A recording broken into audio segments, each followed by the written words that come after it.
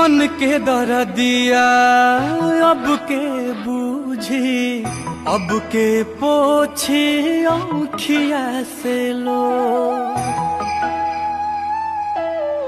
के कराया गे फूट के रो अब के समझी सिसकी के शोर।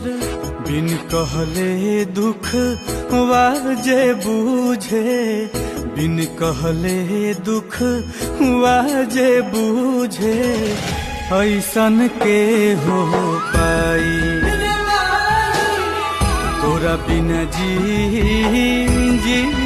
कैसे तोर बौरा बार माई।